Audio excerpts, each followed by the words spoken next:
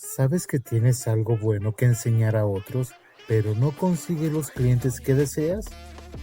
Muchos coaches enfrentan el desafío de establecerse profesionalmente, luchando por diferenciarse en un mercado cada vez más competitivo, mientras buscan la manera correcta de impactar en la vida de sus clientes. Hoy tenemos el privilegio de aprender de Julieta, una extraordinaria coach ontológica que ha revolucionado la forma de ver y practicar el coaching.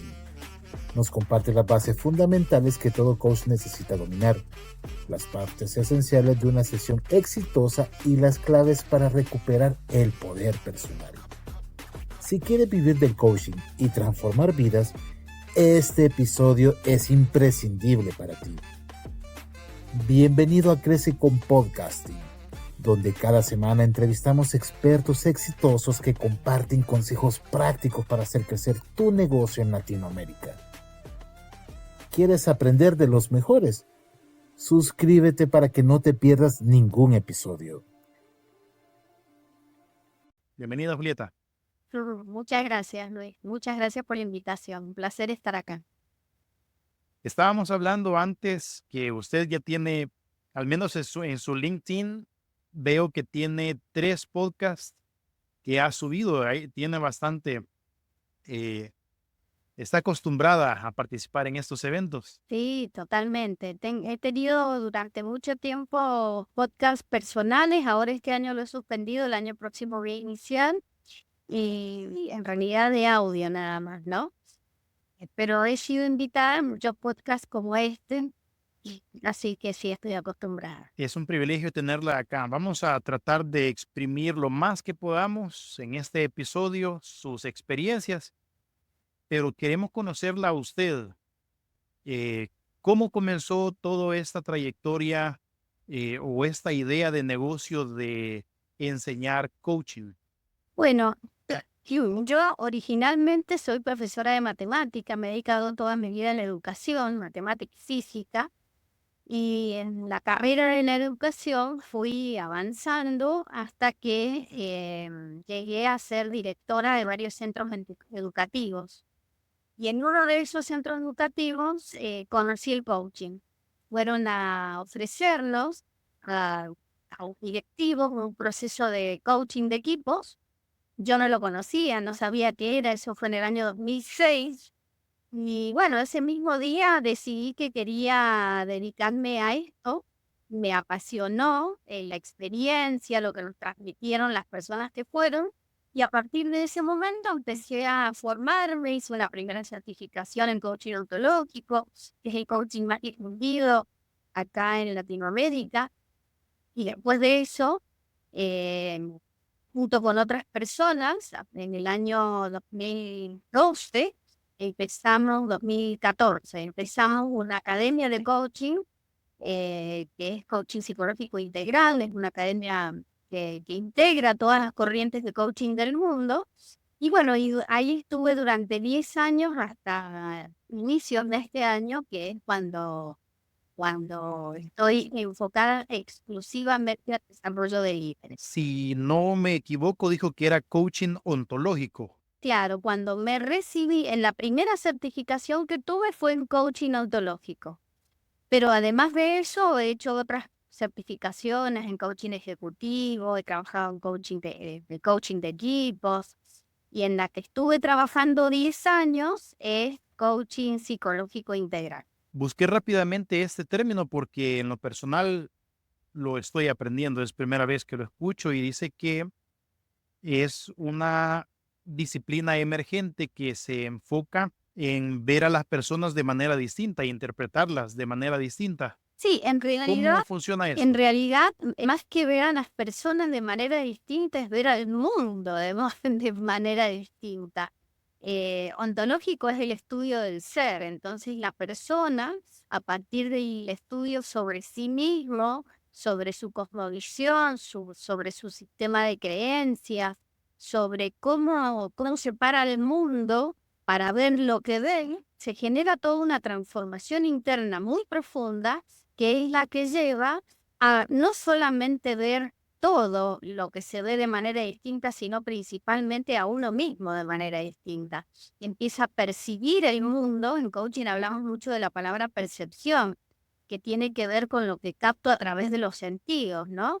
Y los sentidos muchísimas veces nos engañan y vemos con los ojos cosas que en verdad no son las cosas que nosotros interpretamos. Porque cada uno interpreta según su sistema de creencias, según sus dolores, según sus estados emocionales, según sus aprendizajes, sus experiencias de vida. Entonces todo eso va llevando a que cada uno vaya construyendo una identidad psicológica que es lo que nos permite percibir el mundo de una manera única e irrepetible, que es la propia de cada uno de nosotros. Por eso no significa que la manera en que vemos el mundo es la única manera, ni la mejor, ni la perfecta. Entonces el trabajo es observar cómo estamos pensando, porque de esa manera estamos percibiendo el mundo. Me eriza los pelos ver la facilidad en la que usted habla sobre este tema. Lo que quiero saber es, usted como emprendedora, porque es cofundadora de la Academia Coaching Psicológico Integral, Exactamente. ¿verdad? ¿Por qué es tan importante saber articular lo que uno habla a la hora de enseñar? Creo que por ahí quiero empezar. Bueno, Porque después quiero preguntarle acerca del libro, que es otra manera de articular las cosas que uno sabe. sí, bueno, la comunicación no solamente tiene que ver con las palabras que utilizo para explicar y para decir lo que digo. En verdad, la comunicación es muchísimo más amplia. Eso sería el lenguaje nada más. Pero la comunicación tiene que ver con mucho más de las palabras. Tiene que ver con un sistema de pensamiento que tengo yo interno. Entonces, cuando cada uno de nosotros ha trabajado internamente su pensamiento, identifica y conoce, es cuando ha entrenado su sistema de pensamiento funcional, le llamamos nosotros, que es la forma de percibir el mundo de una manera que nos permita experimentar la plenitud. Desde ese lugar, las palabras que nos salen con claridad, porque tenemos claridad en nuestro pensamiento. Es decir, lo que sale de mi voz, de mi palabra, lo que ustedes están escuchando en este momento, primero es generado por un pensamiento. Entonces, cuando ese pensamiento está claro, mis palabras salen de una manera clara para el mundo. Es decir, que el lenguaje, lo que expreso, es un efecto de mi pensamiento. Por eso, a mí me gusta mucho el coaching psicológico, porque el coaching psicológico trabaja con nuestro pensamiento, ordena nuestras ideas, ordena nuestra forma de ver el mundo. Y desde ahí, lo expresamos con esa claridad. Esta habilidad es muy importante para el líder porque saber transmitir, ya sea directrices, nuevas reglas o sencillamente el hecho de un hola, ¿cómo estás? Implica que uno se comunique de manera clara. Sí, y la forma en que estás diciendo hola, ¿cómo estás? Me da pie para decirte que en la comunicación no solamente tiene que ver las palabras que estoy diciendo, sino el cómo lo estoy diciendo. Es decir, el tono de voz, mi gestualidad con mis manos, lo que expreso con mi cara, lo que expreso con mi mirada, la cadencia con la que hablo, la energía de la voz, todo eso está transmitiendo no solamente una idea, sino que está transmitiendo una energía, está transmitiendo emociones. Mi cuerpo habla, no solamente las palabras.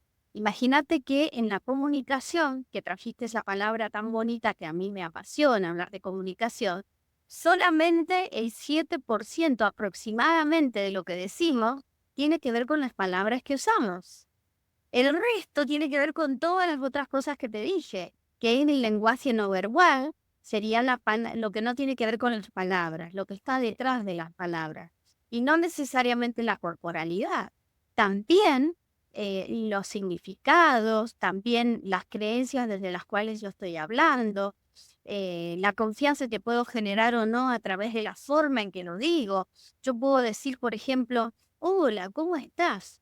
O puedo decir, hola, ¿cómo estás? Y sin embargo, estoy usando las mismas palabras, pero lo que transmito es diferente. A eso se le dice que es la comunicación, es la forma de expresarnos ante el mundo. Y es mucho más que las palabras, como te digo. Y en su trayectoria esto es algo que ha practicado, ya que ha tenido mucho que ver con la enseñanza.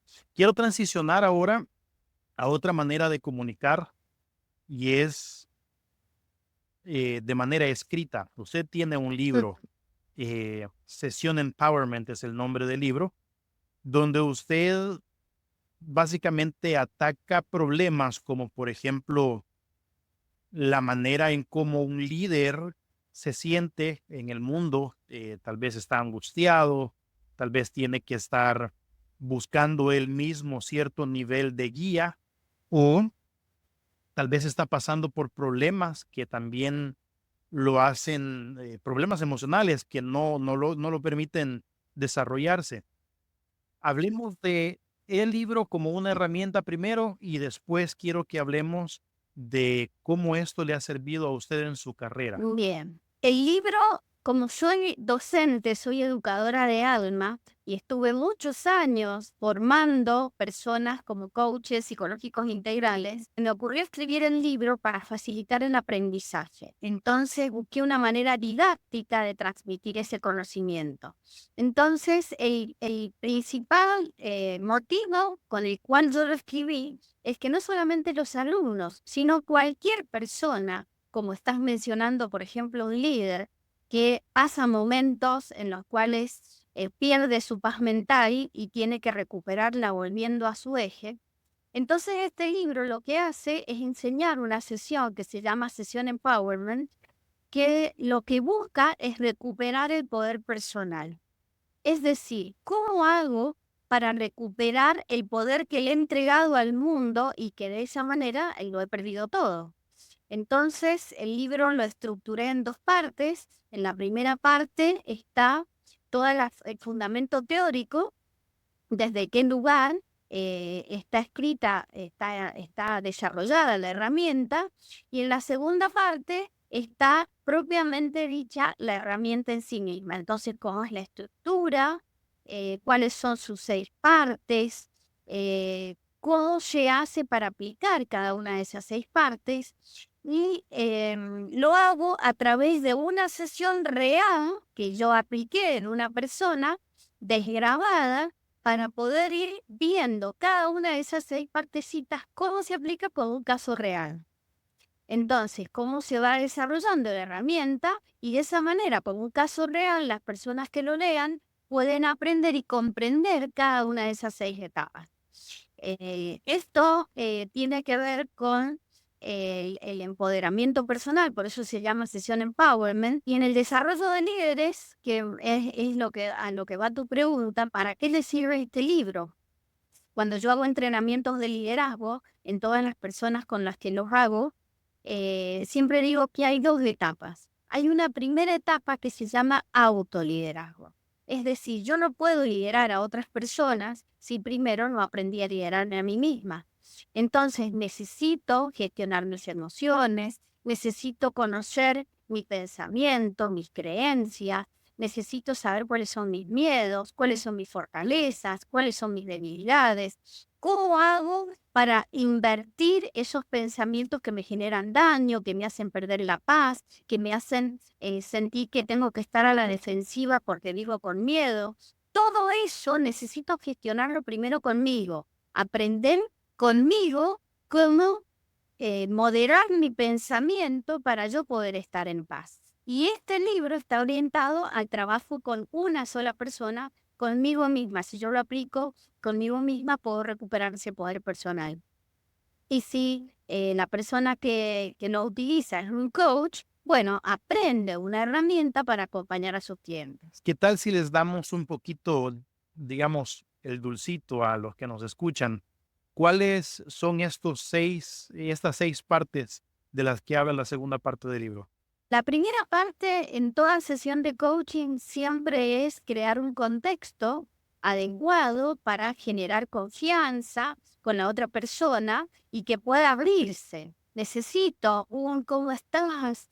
¿Cómo llegas? ¿Cómo ha sido tu día? ¿Qué ha pasado esta semana? Etcétera, etcétera. Es decir, crear un contexto para poder generar un primer acuerdo que es sobre qué cosas vamos a conversar en esta sesión. Tenemos que tener muy claro las dos personas sobre qué vamos a trabajar y qué queremos conseguir en esta sesión. Entonces, esa primera etapa es la creación del contexto y el acuerdo. Después hay una segunda etapa en donde el coach acompaña a la persona a explorar, se llama exploración, a explorar su pensamiento, sus emociones, hasta llegar con una estructura al origen, a la creencia que está sustentando la conducta disfuncional que lleva a esas emociones disfuncionales como por ejemplo el enojo, el resentimiento, la culpa, el miedo, la impotencia, todo aquello que me lleva a perder mi poder personal. Entonces, a través de una serie de preguntas, el coach detecta cuál es la creencia inconsciente implicada en la persona que está generando esa emocionalidad y esa conducta.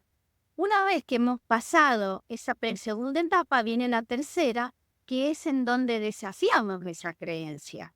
¿Quién soy yo creyéndome eso? ¿Y quién sería si no me lo creyera? ¿En qué épocas de mi vida no creía eso o creía lo contrario y cuáles eran los resultados? Hasta llegar a la conclusión de que simplemente es algo que aprendí alguna vez, pero que no es real.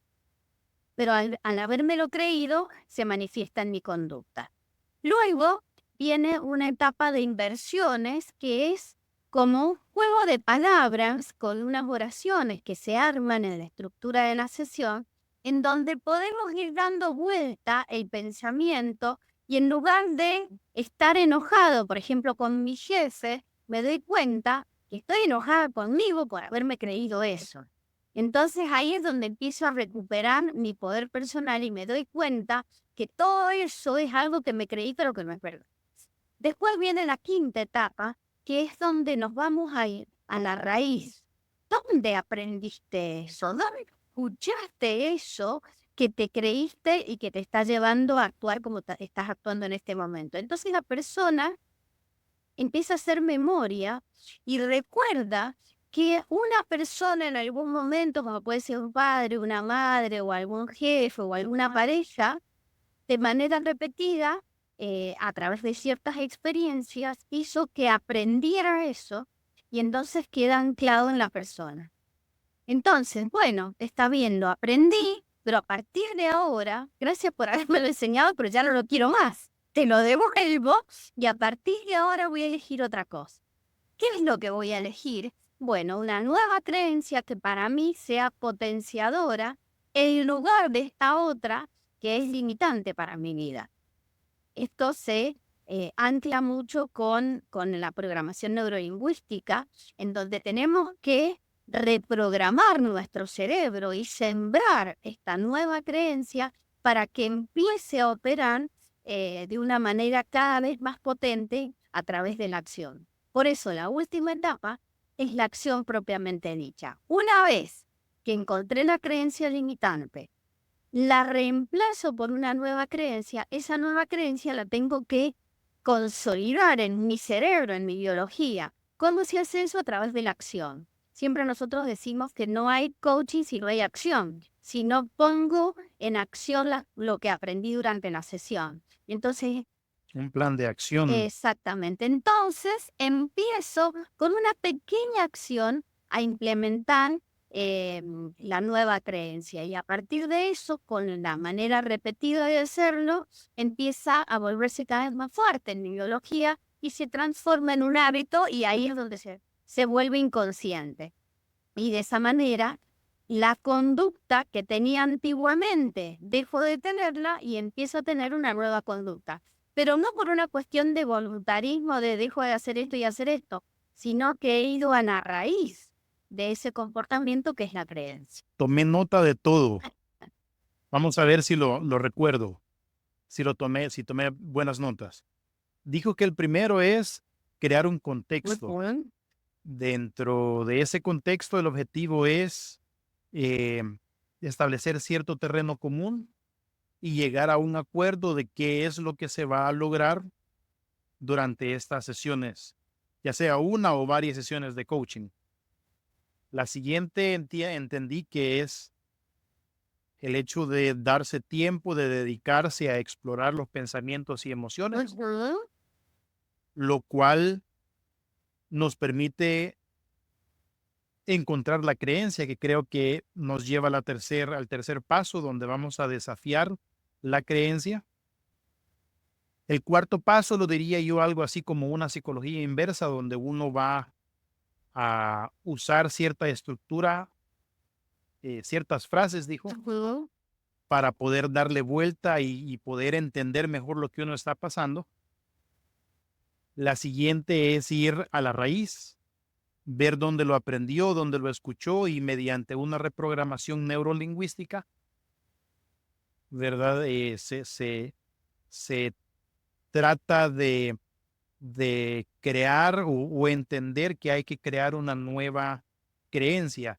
Ya la última fase es el poner en práctica o el hacer nuestra la nueva creencia.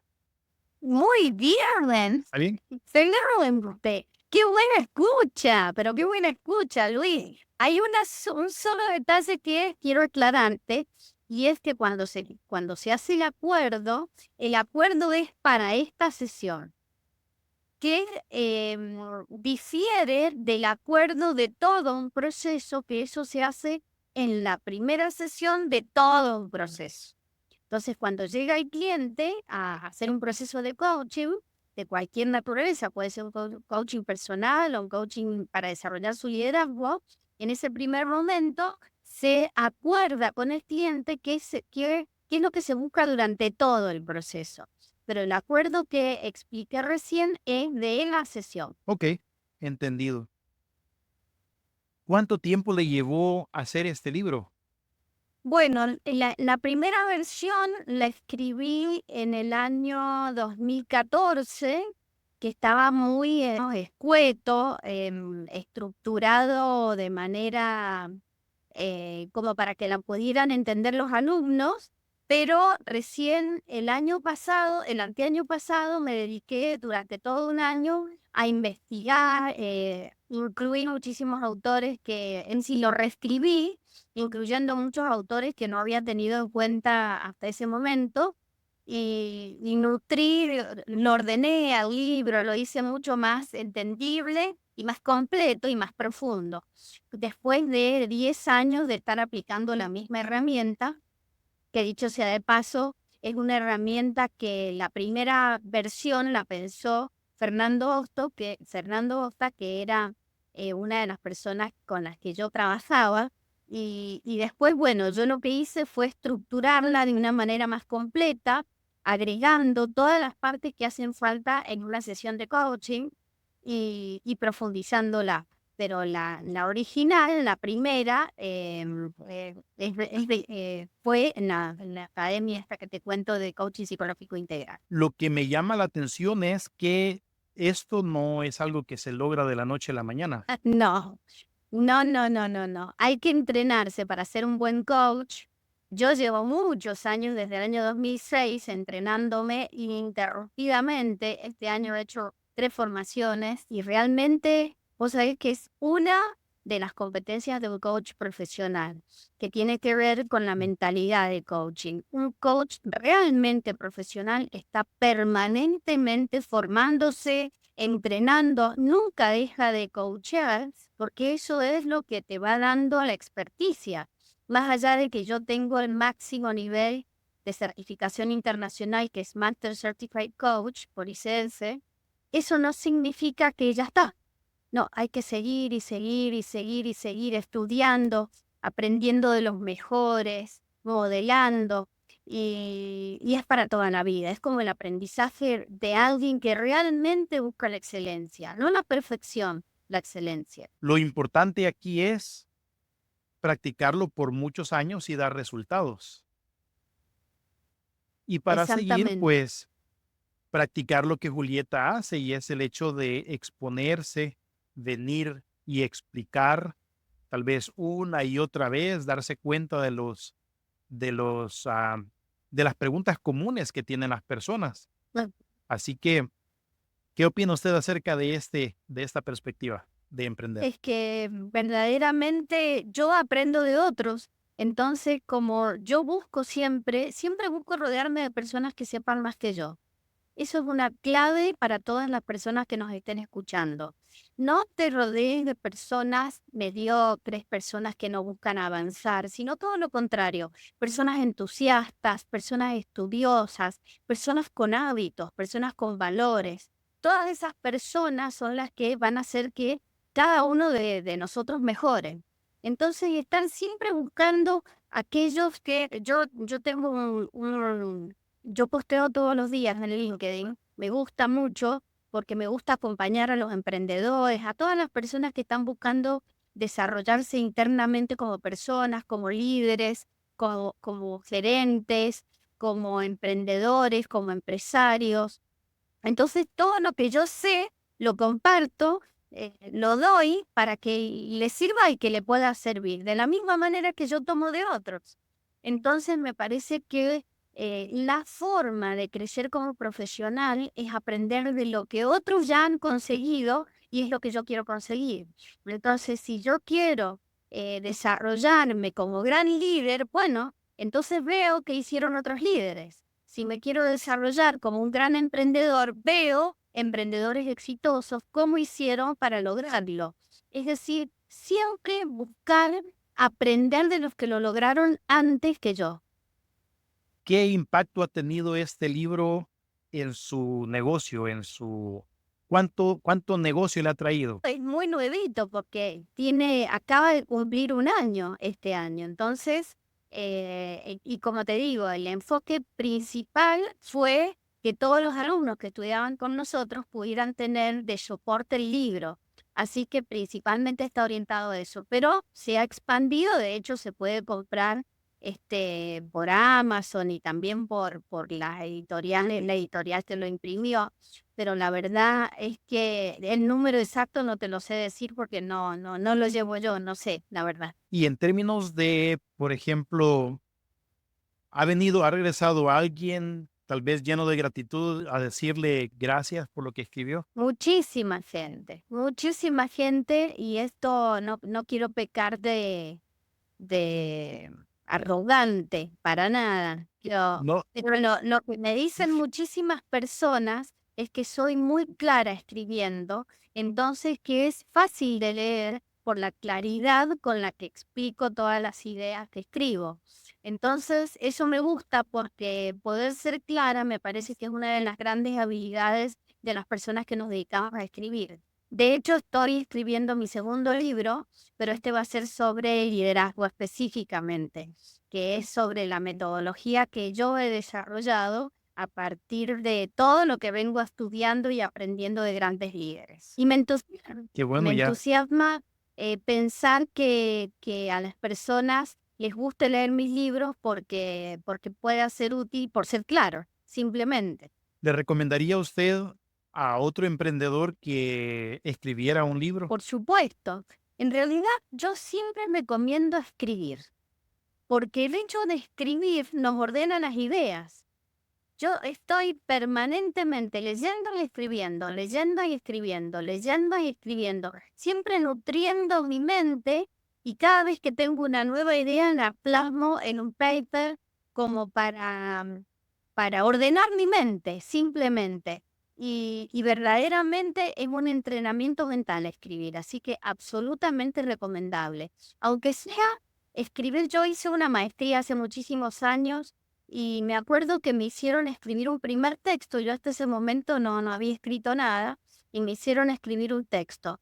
Y para mí fue una cosa, no estaba acostumbrada a hacer eso. Y la verdad que me gustó muchísimo y me di cuenta que me fluía las palabras.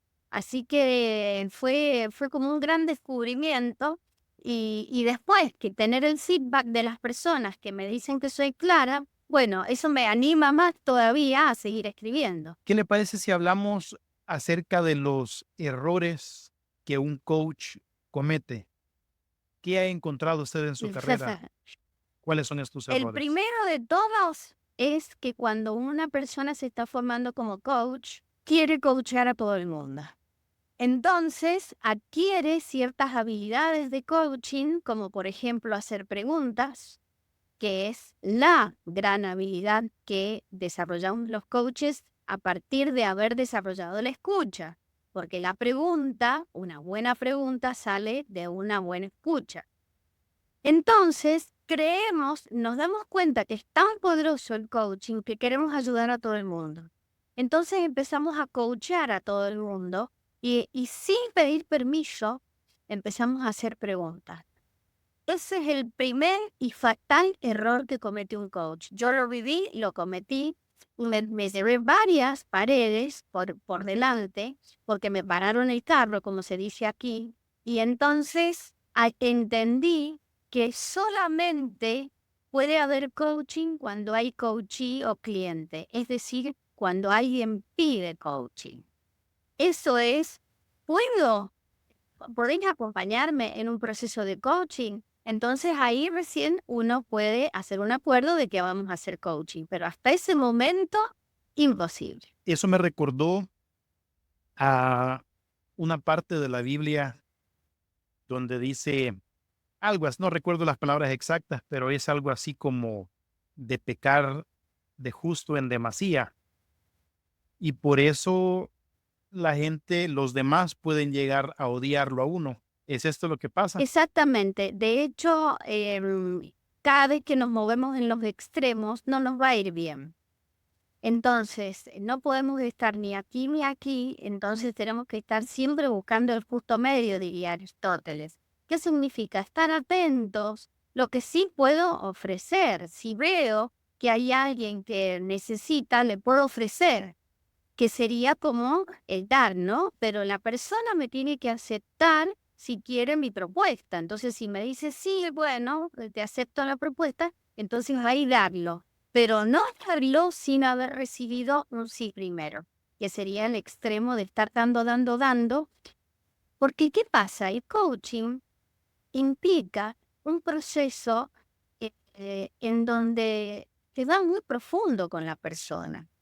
Tenemos una conexión, te diría, álmica con la otra persona. Entonces, si no nos ha dado permiso para ingresar, ¿quiénes somos nosotros para ingresar ahí? No tenemos ningún derecho.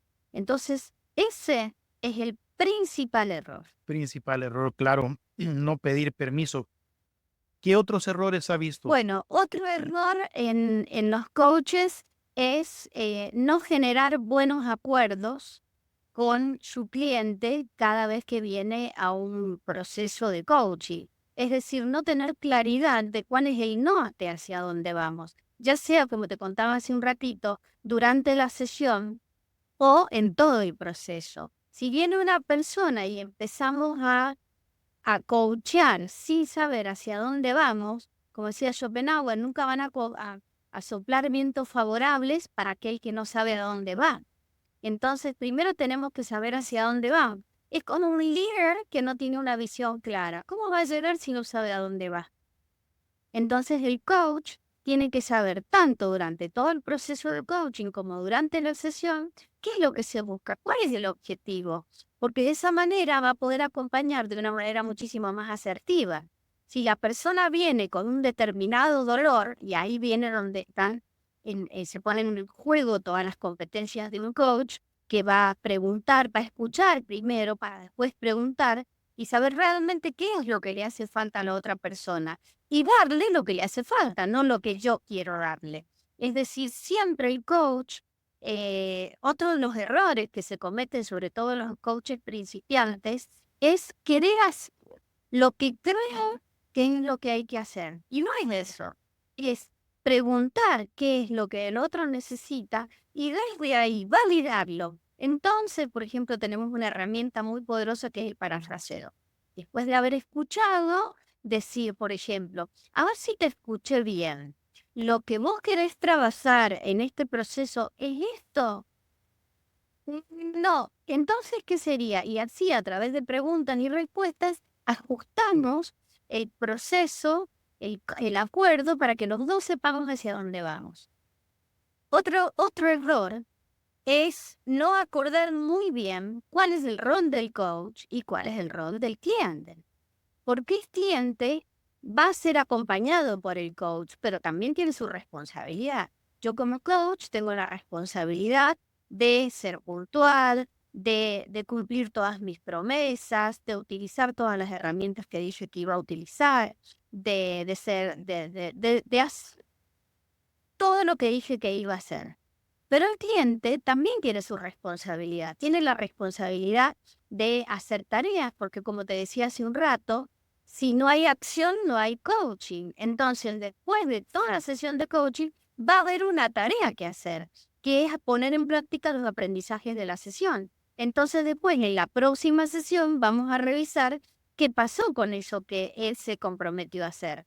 Entonces, él tiene la responsabilidad de cumplir con esa parte. Entonces es un ida y vuelta, cada uno tiene su responsabilidad. El coach, para poder definir los objetivos en la vida real, ¿verdad? Porque ahorita solo hemos hablado del coach y no hemos hablado quizás, y es lo que quiero hacer ahorita, no hemos hablado de lo que está alrededor de él o quizás lo que quiero decir es que quizás una empresa lo tiene que contratar, ¿verdad? O tiene que haber una razón de ser para el coach. ¿Quién define esta razón de ser? ¿Quién le da ese horizonte a donde tiene que ir? ¿Lo crea él? ¿Se lo dan? Muy, muy interesante tu pregunta porque me da pie para explicar los diferentes tipos de coaching.